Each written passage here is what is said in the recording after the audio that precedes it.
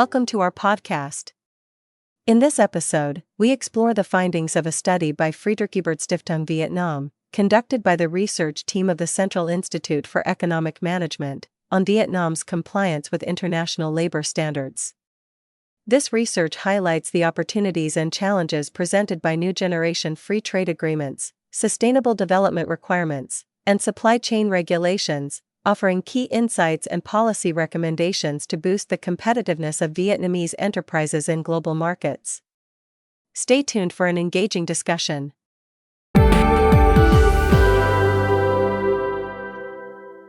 Hey there, ready to dive into something pretty fascinating? Always ready. We're tackling how Vietnamese businesses are navigating the world of international labor standards. Ooh, that's a big one. Yeah, it's complex, Yeah. but super relevant these days. You might be thinking, okay, labor laws sounds a bit dry. Yeah, a little bit. But trust me, this is where it gets interesting. It really is.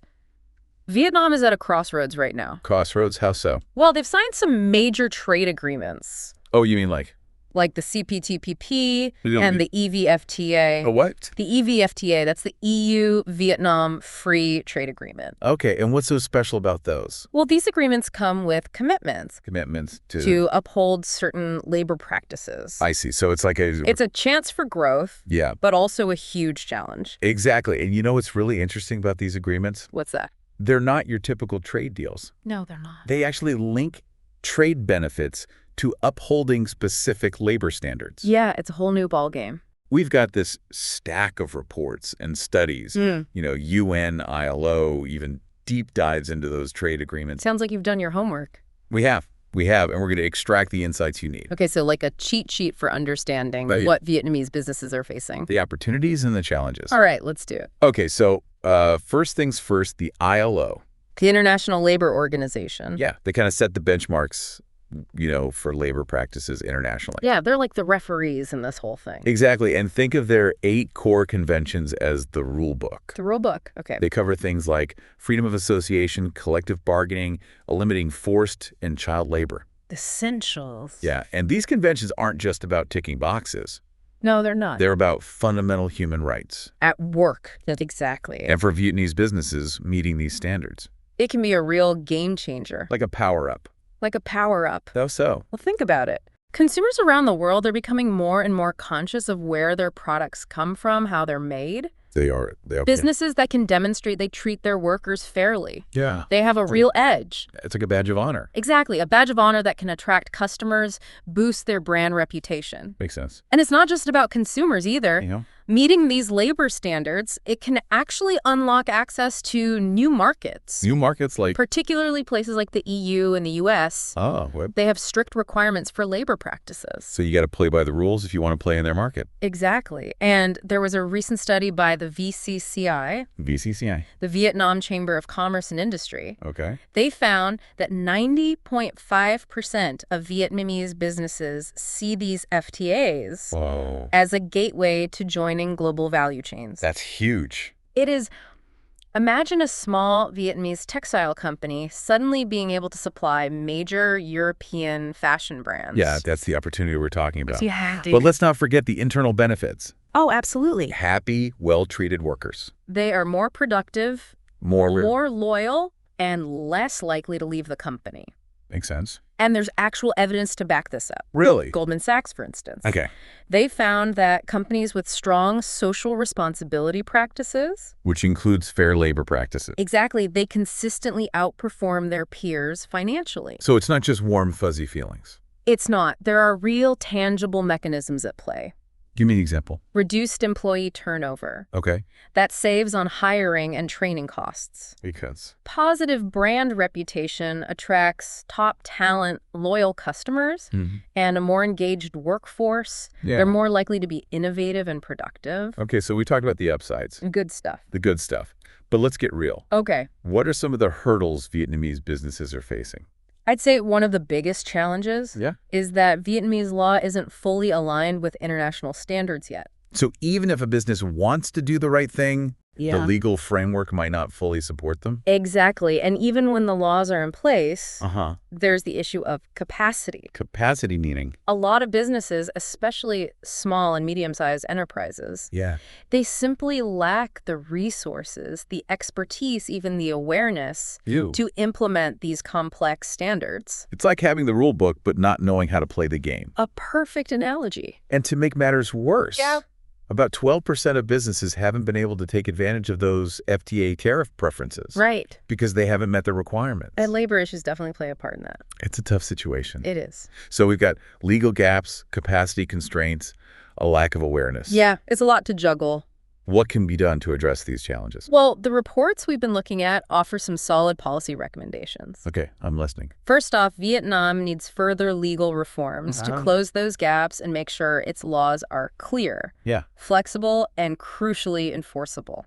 We need to level the playing field. Exactly. Make sure the rules are fair and accessible to everyone. What else? Capacity building is key. Meaning? The government and business associations, they need to step up, provide businesses, especially the smaller ones, with training resources and guidance. It's like providing coaches and mentors. Exactly, to help them navigate this new terrain. Okay, so we've got updated rules, expert guidance. What about that lack of awareness we talked about? That's where information dissemination comes in. Like spreading the word. Exactly. We need clear and accessible communication campaigns. Educate both businesses and workers about their rights and responsibilities under these FTAs. Everyone needs to understand the rules of the game. And the potential rewards. It's like having a clear game plan. Precisely. And finally, we need robust and fair mechanisms for resolving labor disputes. Why is that so important?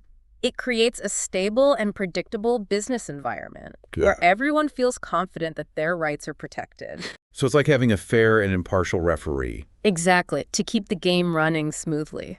Makes sense. So there's a lot to do. There is, but it sounds like there are some clear steps that can be taken. Absolutely, and I think the most important thing is to start taking those steps now. Before it's too late. Exactly. The sooner Vietnamese businesses adapt to these new standards, the better position they'll be to succeed in the long run. All right. Well, that's a great overview of the challenges and opportunities. Yeah, we've covered a lot of ground. But we've just scratched the surface. Oh, there's so much more to explore. There is, and in the next part of our deep dive, we'll take a closer look at some of the specific standards and what they mean for Vietnamese businesses. Sounds good. So stay tuned. We'll be right back. So far, we've been kind of focusing on what's happening inside Vietnam. Yeah, the internal stuff. Right. But there's this whole other layer, this global shift that's putting pressure on businesses to up their game when it comes to labor practices. Okay, give me the global scoop. Well, think about it. Okay. Consumers around the world are becoming more ethically conscious. They are. They want to know that the products they buy are made responsibly. Yeah, makes sense. And this consumer demand, it's pushing governments and businesses to adopt stricter standards. So it's not just about Vietnam meeting these standards for its own sake. No, not at all. It's also to keep up with global expectations. Exactly. And one of the most striking examples of this shift is the German Supply Chain Due Diligence Act.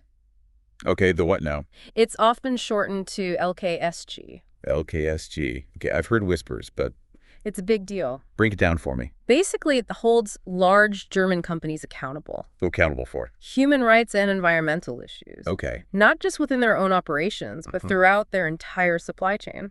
So that includes suppliers overseas? Yes, like those in Vietnam. Wow. So German companies are now responsible for what's happening in factories. Thousands of miles away. Yeah, that's a big step. They're required to identify and assess risks in their supply chains. Okay. Take concrete steps to mitigate those risks.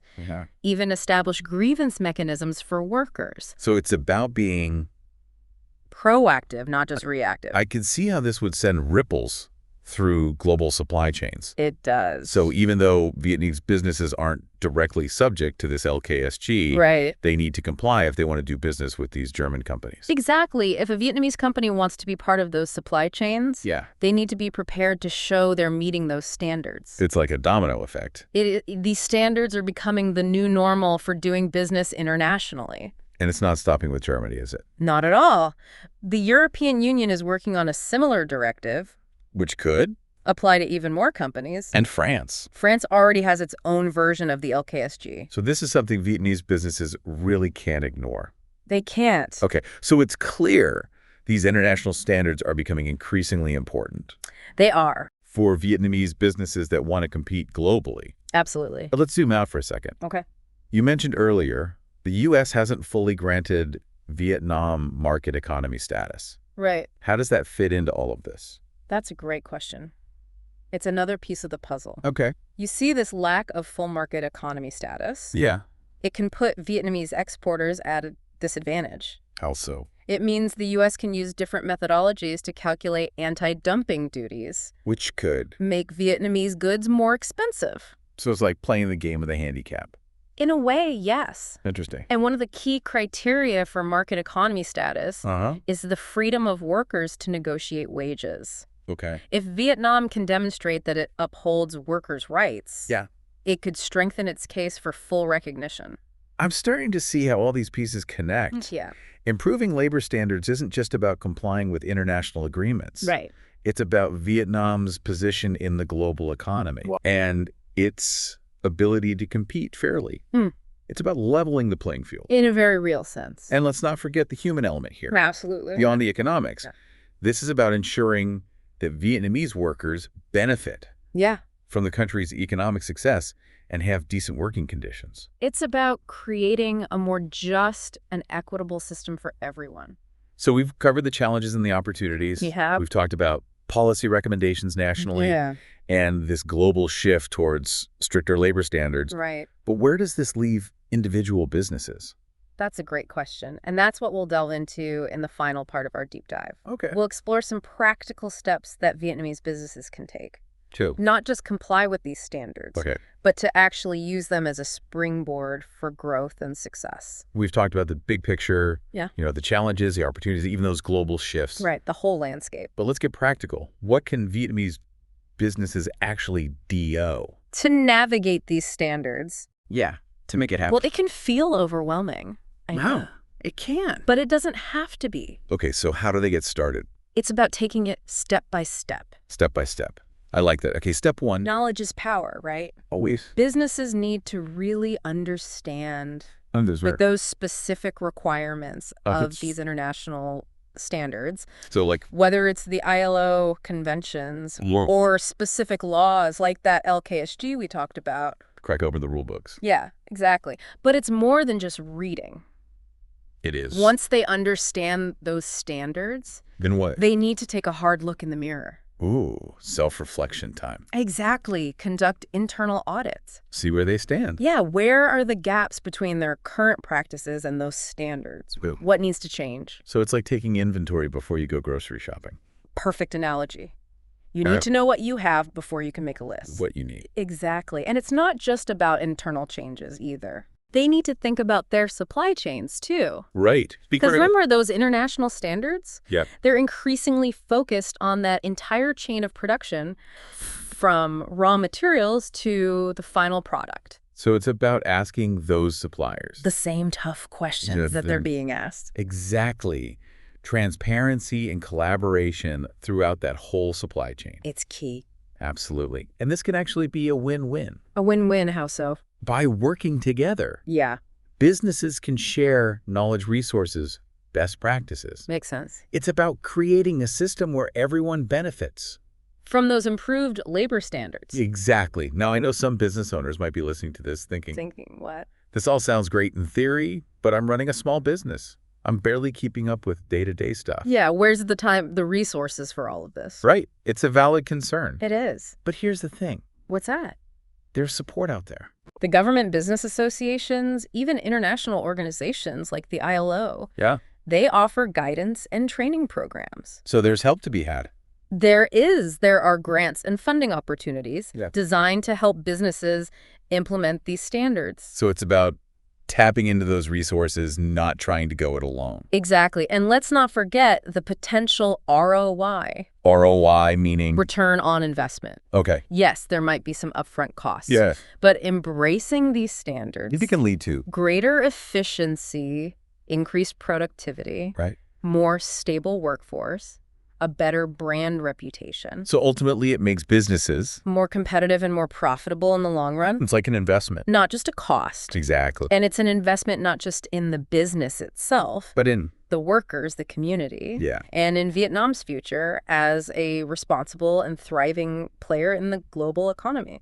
This deep dive has been fascinating. It has. It's really highlighted how interconnected all these issues are. They really are. Trade agreements, international standards, consumer awareness. It's complex. But it's also full of opportunities. It is. It's a landscape that's always evolving. It is. But by staying informed, being proactive, and embracing that collaborative approach, Yeah. Vietnamese businesses can not only navigate these changes, but thrive. In this new era of responsible business practices. Exactly. And here's a final thought for our listeners. I'm all ears.